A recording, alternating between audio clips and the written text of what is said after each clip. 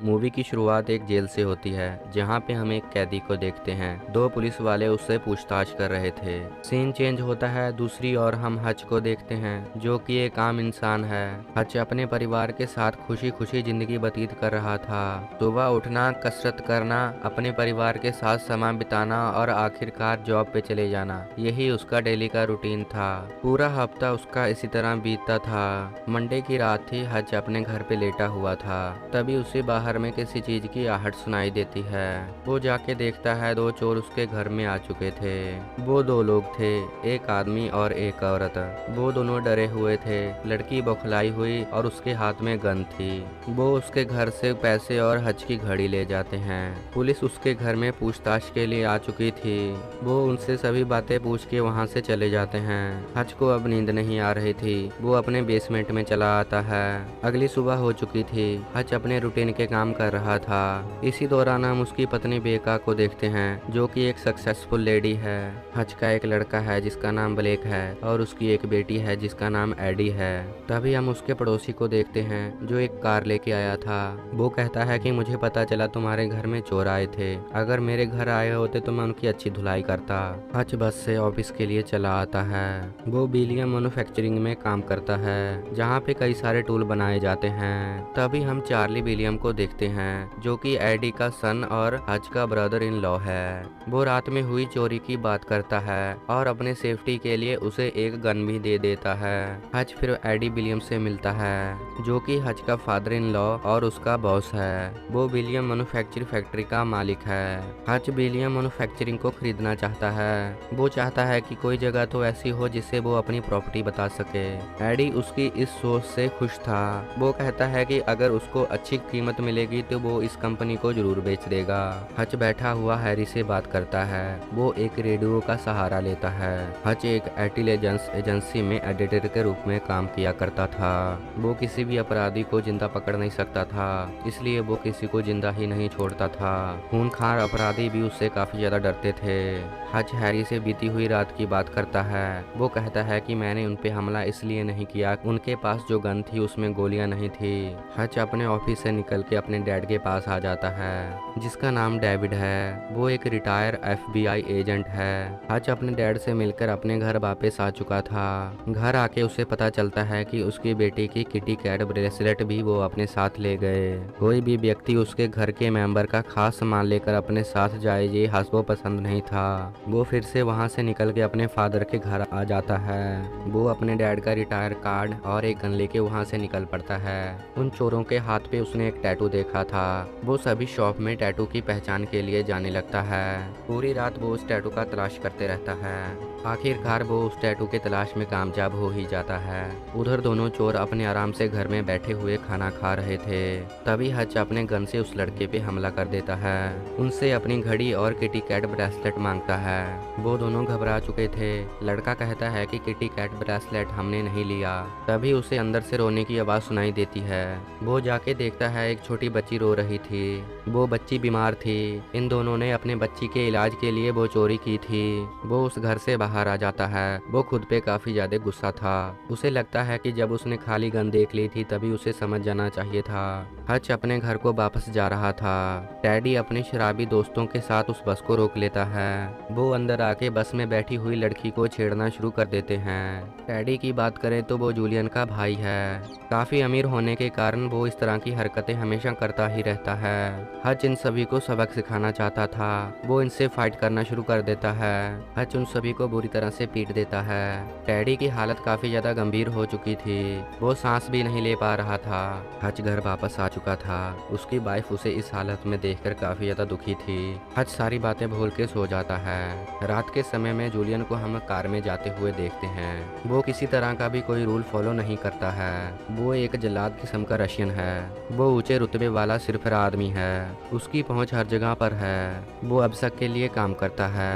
अबसक एक तरह का गिरोह है जिसमें काफी सारे लोग अपने पैसे जमा करते हैं। जूलियन को तभी फोन आता है। उसे मालूम होता है कि उसका भाई हॉस्पिटल में दाखिल है। हॉस्पिटल जाकर अपने भाई की इस तरह हालत देखकर वो काफी ज्यादा दुखी होता है। उसके साथियों से पूछता है कि ये सब किसने किया। अपने भाई की इस तरह हालत करने वाले से वो बदला ले लेना चाहता था।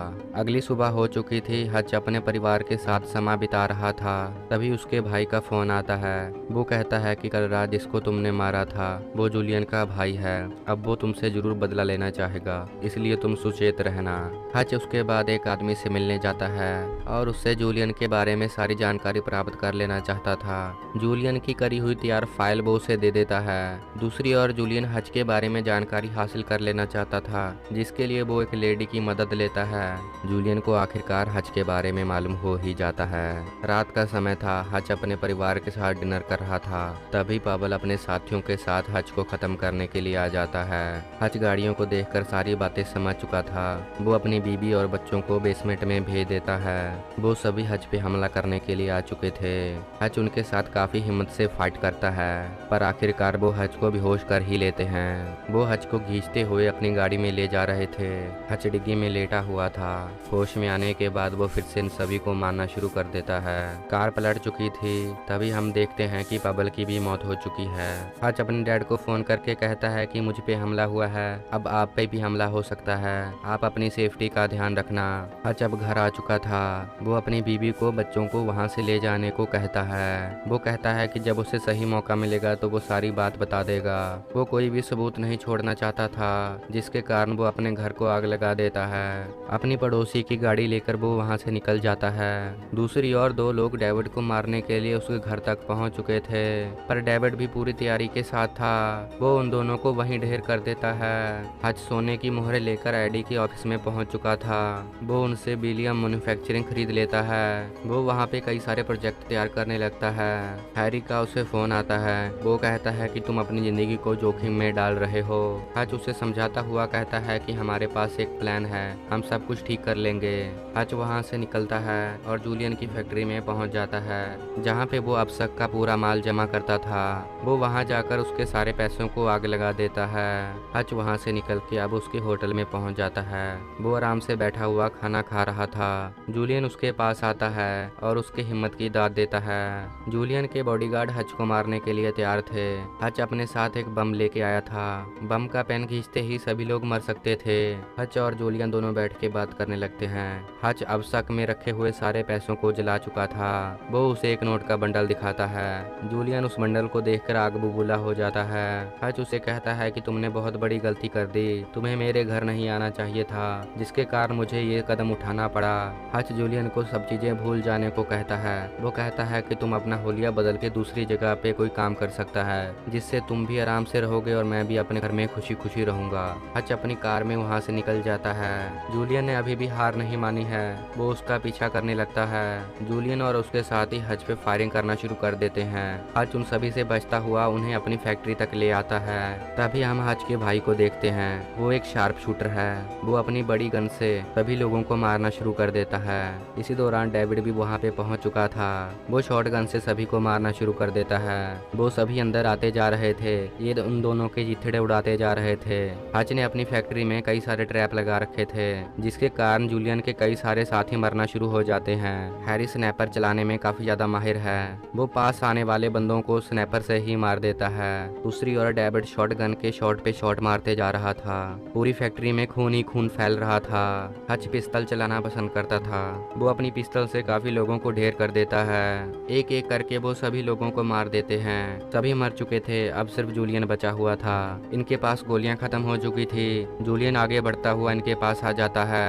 हच एक बुलेट प्रूफ शीशे का इस्तेमाल करता हुआ बम को लेकर जूलियन के पास आ जाता है। वो उस बम का पिन खींच देता है, जिसके कारण जूलियन की मौत हो जाती है।